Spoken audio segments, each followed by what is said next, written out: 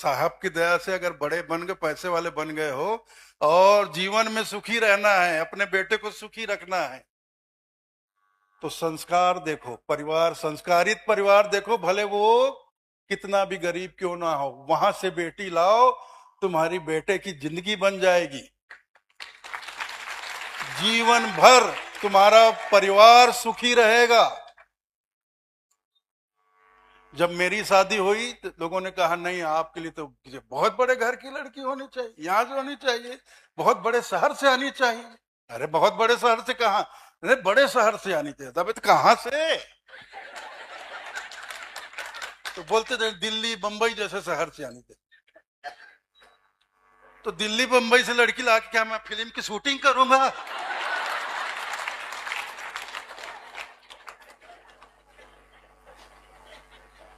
अब मैं गया था रघुवा पट्टी कार्यक्रम में, ऐसी मंच पे बैठा था, प्रवचन था, प्रवचन हो गया था या नहीं हुआ था, होने वाला था, बैठा था उमरी गांव में, छोटा सा गांव। अब मैं मन से देख रहा हूं, ऐसे बाजू में रास्ता था, रेंग रही, ये इनकी माता जी, वो पढ़ती थी स्कूल में उस टाइम, मेरे से 10 साल छोटी है ये। और मेरी जो माता जी है वो मेरे पंसरी हजूर ग्रीन मुनि नाम साहब से 10 साल छोटे, ये मेरे 10 साल। अब ये वहां पे साइड में रोड में घूम रही है, स्कर्ट पहन के ऐसे घूम रही है, और इसको मैं देख रहा हूं मन से, इसको मैं देख रहा हूं। आगे गई, फिर वापस ऐसे लौट के आई, मैं इसको देख ही रहा था, चली गई। फिर कार्यक्रम खत्म हुआ, वहां से मैं चला गया। फिर से मेरा, ये कार्तिक पूर्णिमा की बात है, फिर से मेरा कार्यक्रम हुआ, वो शायद मार्च या अप्रैल में हुआ, चैत मास में, मछली गांव में हुआ। मछली गांव में हुआ, वहां देव स्थान पे चौका था। तो जब हम वहां गए तो सबसे पहले तो देव स्थान में भेंट बंदगी वगैरह का कार्यक्रम हुआ। तो उसके बाद फिर अब किसी न किसी घर में मेरा आवास रखा जाता है, निवास रखा जाता है। फिर जब मेरे को उठा के ले गए, गाड़ी में बिठा के, आपका आवास वहां है, जब वहां गया तो घर वाले सब आए, तो घर वालों के साथ ये आई। अब मुझे आवाज भी इसी के घर में मिल गया।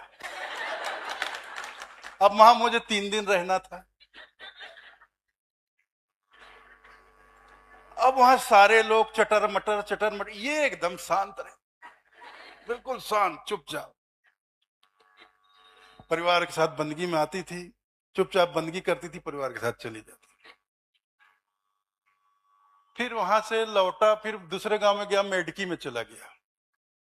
मेडकी में था कार्यक्रम वहां, फिर मेडकी में ख्याल आया कि मेरी बड़ी बहन की तो शादी हो गई, अब मेरी ही बारी है।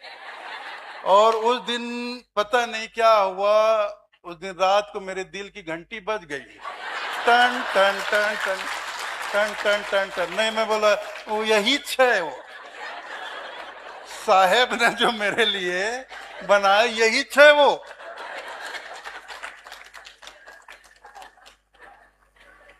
इसी को भेजा है साहब ने मेरे लिए। तो मैंने, मेरे साथ पुराने बचपन के साथी प्रकाश पटेल, अब मेरे साथ विजय बुआ, ये सब मेरे बचपन के साथी ये थे। तो मैंने वहीं दूसरे दिन उठा सवेरे नाश्ते, मैंने इनको बताया ऐसा सा है, अब और नहीं, और ध्यान नहीं, मैंने अब फाइनल कर तय। और रायपुर जाते हुए मुझे, अब इनके पिताजी किसान, 3 भाई, सबके सब किसान गांव में। इनके पिताजी कृषि महाविद्यालय में पढ़ाई किए थे, तो एक बैंक में बैंक ऑफिसर हो गए थे। तो बैंक में ऑफिसर थे, तो ये लोग ड्यूटी थे नागपुर में, एक फ्लैट किराए से या मकान किराए से लेकर वहां रहते थे, ये लोग पढ़ाई करते थे। फिर उन्होंने एक छोटा फ्लैट, 2 BHK का छोटा फ्लैट एक अपार्टमेंट में ले लिया, वहां रहते थे। तो मैंने कहा मुझे वापस जाते समय वहां जाना है, लेकिन बिल्कुल नहीं बताना है मैं क्यों आया हूं। तो ये बोले तो अब तो कैसे जाएंगे? अब मैं नहीं जानता हूं, तुम लोग जुगाड़ करो। तो ये पटेल, प्रकाश पटेल और विजय बुआ, अब ये दोनों बाहर जाके कैसे करें, क्या करें।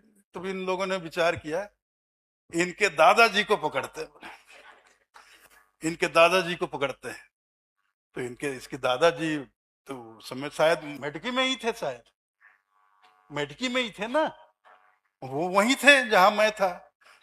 तो ये गए, उनके पास गए, उनको अकेले में ले गए। तो अब गांव में तो इनके घर पर ही रुका था मैं, मसली में। तो ये दोनों जाकर इसके दादाजी को बोलते, अरे साहब को तुमने घर में बुला लिया, गांव में चौका आरती करा लिया, अब नागपुर के घर में नहीं ले जाओगे क्या? यहाँ तो चौक, वहां कम से कम आरती तो करवा लो। हाँ हाँ बोले, बिल्कुल बिल्कुल बिल्कुल। तो इसको बोले, नहीं, कल रायपुर जाते वक्त साहब आपके जो नागपुर में घर है वहां आधे घंटे के लिए आएंगे, फिर रायपुर जाएंगे, और किसी को बताने का नहीं। ऐसा हुआ। फिर दूसरे दिन हम वहां से कार्यक्रम हो रहे, सब विदाई हुए, हम निकले रायपुर के लिए। तो फिर पता था, मालूम था, फिर वहां से गए, सीधा गए वहां। ज्यादा लोग कोई नहीं था, सिर्फ इनकी फैमिली थी, हम लोग थे। जाकर बैठे, अरे इनको पता नहीं मैं क्यों आया हूं, किसी को भी नहीं पता मैं क्यों आया हूं, इसके परिवार में किसी को नहीं पता। वहां चाय वगैरह पिए, नाश्ता किए, फिर वहां से हम लोग निकल गए।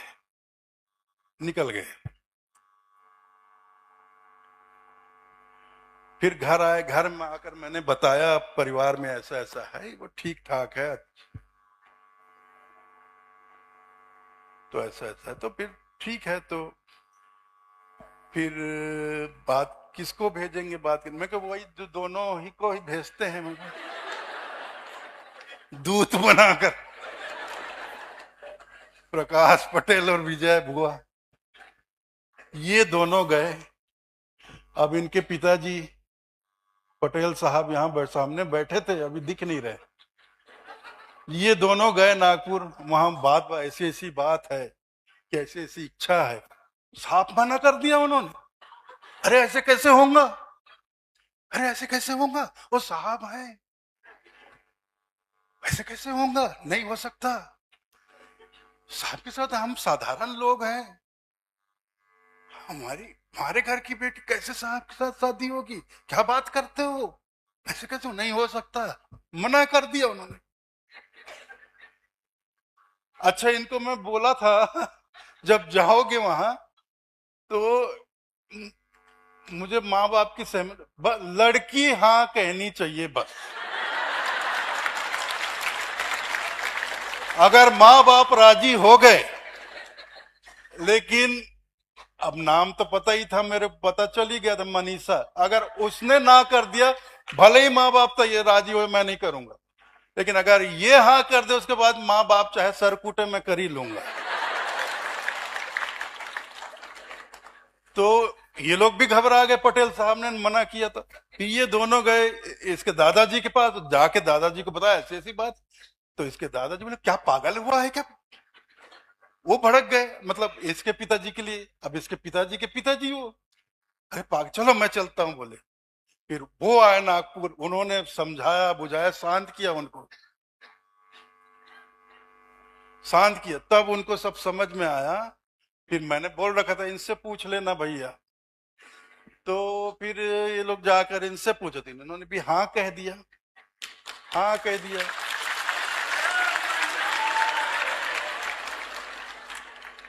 इस तरह भैया मेरा, अब देखो 35 साल हो गए, इस साल मैंने फरवरी में शादी की साल 35वीं सालगिरह मनाई, 90 नहीं 30वीं सालगिरह मनाई मैंने 1995, 17 फरवरी 1995 को शादी हुई।